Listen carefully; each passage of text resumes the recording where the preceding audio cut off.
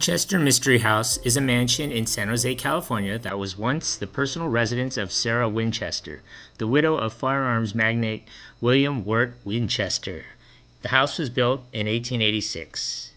Welcome to Eric C. Productions. If this is your first time watching one of my videos, please hit the subscribe button and hit the notification bell so that you're notified of my latest video that are posted daily. Thanks for watching, and now back to the program.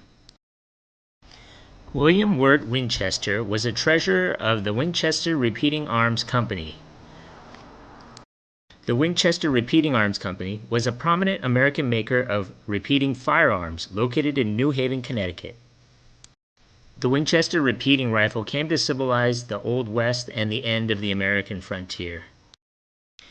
On September 30th, 1862, William Wirt Winchester married Sarah Lockwood Pardee. After William's death from tuberculosis in 1881, Sarah Winchester inherited more than $20.5 million, which is equivalent to $543 million today. She also received nearly 50% ownership of the Winchester Repeating Arms Company, giving her an income of roughly $1,000 a day, equivalent to $26,000 a day in today's money. In 1886, she purchased a small two-story farmhouse and ranch in San Jose, California.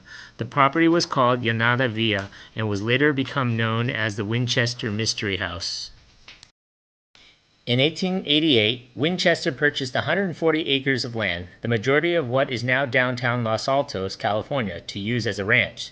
She also purchased a farmhouse, now known as Winchester Merriman House, for her sister and brother-in-law. She began building her mansion. Carpenters were hired and worked on the house day and night until it became a 7-story mansion. She did not use an architect and added onto the building in a haphazard fashion. So the home contains numerous oddities such as doors and stairs that go nowhere, windows overlooking other rooms, and stairs with odd-sized risers. Before the 1906 earthquake, the house had been 7 stories high, and carpenters may have been brought in initially to repair damages caused by the quake. Today, it is only 4 stories. The house is predominantly made of redwood, as Mrs. Winchester preferred the wood. However, she disliked the look of it. She therefore demanded that faux grain and stain be applied. That is why almost all the wood in the home is covered. Approximately 20,500 U.S. gallons of paint were required to paint the house.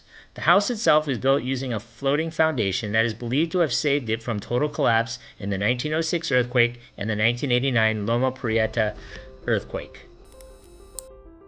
This type of construction allows the house to shift freely, as it is not completely attached to its brick base.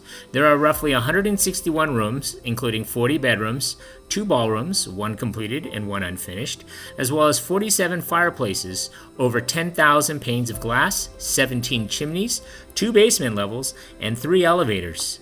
Winchester's property was about 162 acres at one time, but the estate has since been reduced to 4.5 acres, the minimum necessary to contain the house and nearby outbuildings.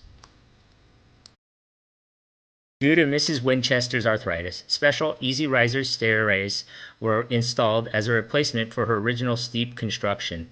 This allowed her to move about her home freely, as she was only able to raise each foot a few inches. There was only one working toilet for Winchester. It had been said that all other restrooms were decoys to confuse spirits, and that this is also the reason why she slept in a different room each night.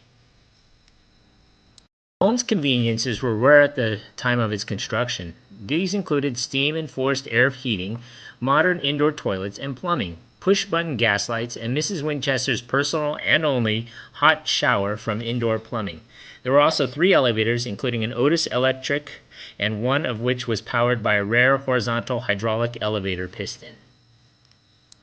Mrs. Winchester never skimped on many adornments that she believed contributed to its architectural beauty. Many of the stained glass windows were created by the Pacific American Decorative Company.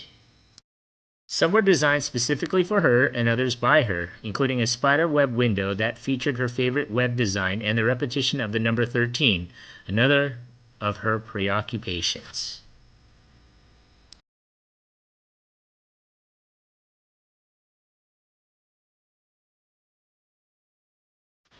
When Sarah Winchester died in 1922, all of her possessions, apart from the house, were bequeathed to her niece and personal secretary.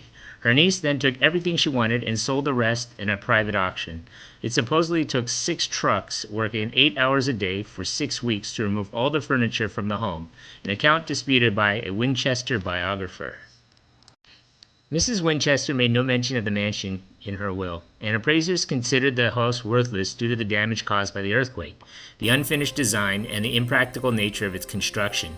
It was sold at auction to a local investor for over $135,000 and subsequently leased for 10 years to John and Mamie Brown, who eventually purchased the house.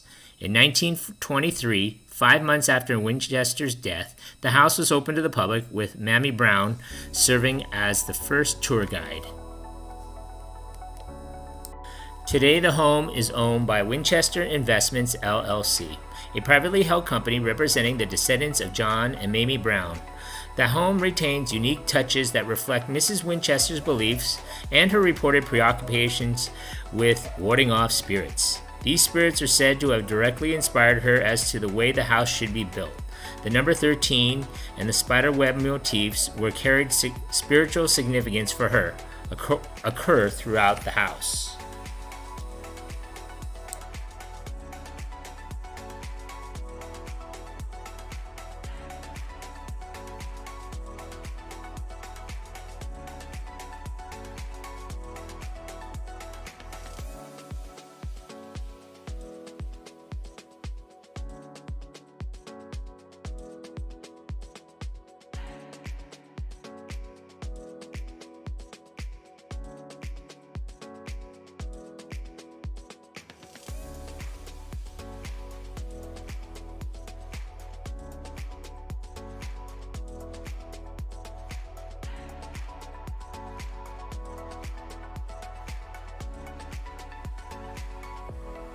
Hey, if you just watched my video, thanks for watching. Hit that like button and please subscribe to Eric C. Productions.